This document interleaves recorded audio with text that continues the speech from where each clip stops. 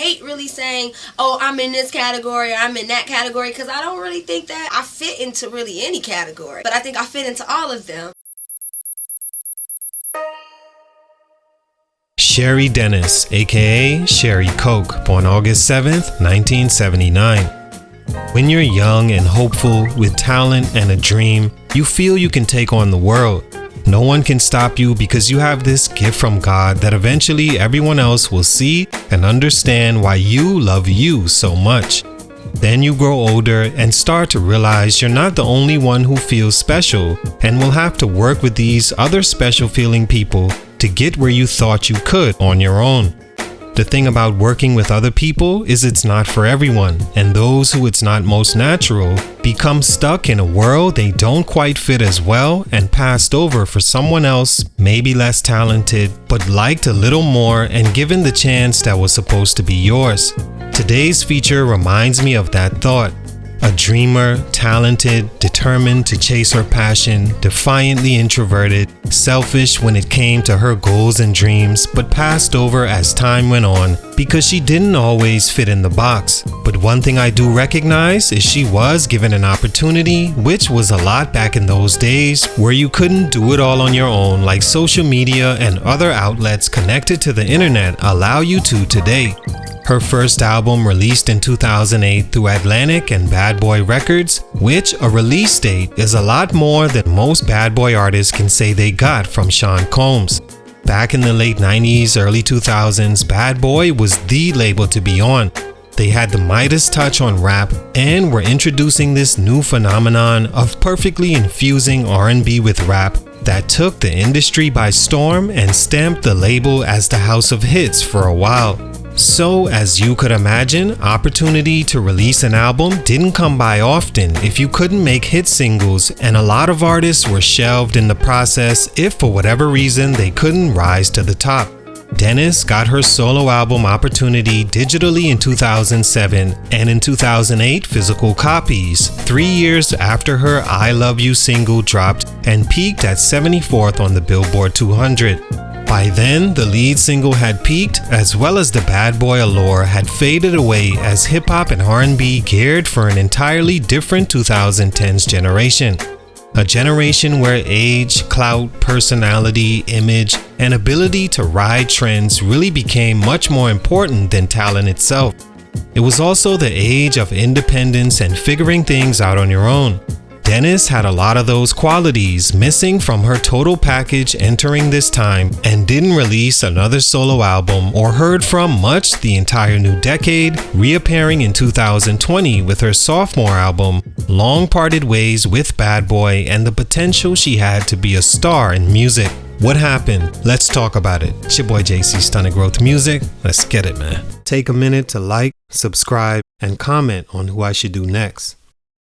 Cheri Dennis is a singer, songwriter from Cleveland, Ohio that knew since an only child growing up in a musical household she wanted to be a musician. For her 12th birthday, her father took she and a friend to a recording studio as a gift, and there she met a producer for the girl group Spoiled, who was looking for another singer to join them. Dennis impressed, and for the next 4 years, she was given the platform to practice her singing and develop her passion within the group. It's then she realized being in a group wasn't for her, often fighting with group mates and wanting her own space. She moved to New York to pursue music around 18 years old and got to meet Sean Combs a year later at a birthday party she was invited to through a friend. She stayed close to Diddy the entire night, freestyling for him over songs that came on in the venue. She was invited to his studio, and from there, things took off just as planned. She eventually signed to Bad Boy Records after working with Mace on his 99 album and P. Diddy's 99 album as well. Stunt number 1, no label support. As if you haven't heard this reason enough, it has to be mentioned because Cheri Dennis is one of many artists of her generation, not just on Bad Boy, that you will hear complain about not being led in the direction they thought their career should have gone. When Sean Combs, aka Diddy, signed Cheri in 2001, she wrote on a song called So Complete, sampling Clarence Reid, that she felt should have been her first solo single. Instead, the song was released on Diddy's Bad Boy compilation album, The Saga Continues, and not pushed like she thought it would, seeing as, of course, to her, it was the best song on the album. Obviously, working a record around an artist is important, and maybe that wasn't the case with Cheri and So Complete, but the Saga Continues album did peak at the number 2 spot on the Billboard 200 and number 1 for hip-hop and R&B, so at least exposure and a chance the fans that heard the album could choose for themselves what songs would rise above the rest, and So Complete just didn't do it. To me, the beat was dope, but too powerful per se for Cheri at the time and kinda overshadowed her throughout the song because her passion didn't shine through. Maybe if Mary J sung that song, it could have been an early 2000s hit. She continued working with Bad Boy in search of her first solo single and found one when placed with Ryan Leslie called I Love You, featuring Jim Jones, she didn't immediately like. Bad Boy must have felt the same because they refused to give Cheri a release date for the song, so she and Leslie on their own released it themselves. In her words, had they not, she'd still be sitting on the Bad Boy shelves right now. Diddy didn't believe in the record but allowed it after hearing a few clubs play the song. The video was shot and released and the record did okay on the charts but didn't show her label Cheri Dennis was a star.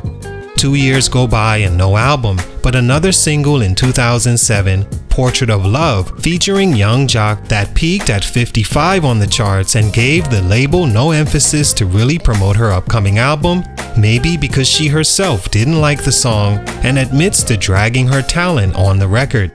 3 years and 2 mediocre singles later, her debut album released early 2008 that received barely any promotion, causing Dennis to fall to the Bad Boy wayside.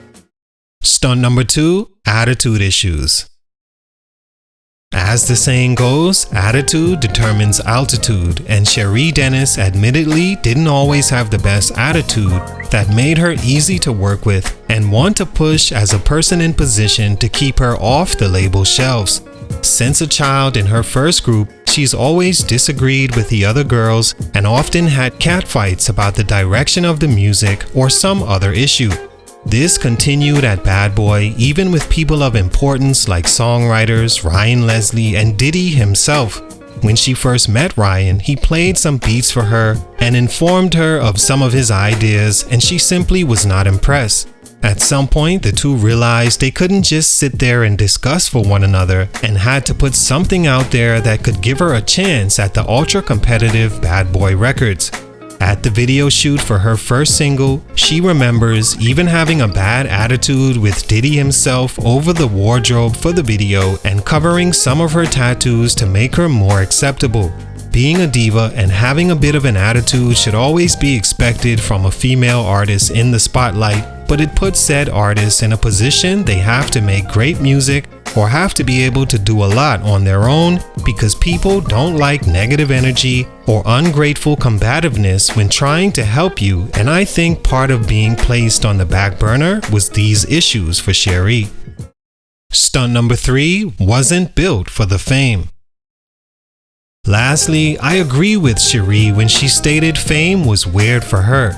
Says it didn't always make her comfortable, that in order to be successful, you have to look, talk, and be a certain way, basically fit into one of those boxes Fame chose to display at the time, and she just wasn't built for it. To receive a push from Bad Boy and the industry, she couldn't be the expressive person she was in style and attitude. Instead, she had to play by the rules of what was working at that time, and it made her a person she couldn't recognize. It also alienated her from the type Diddy wanted in an artist, which further kept her on the shelves and back burner.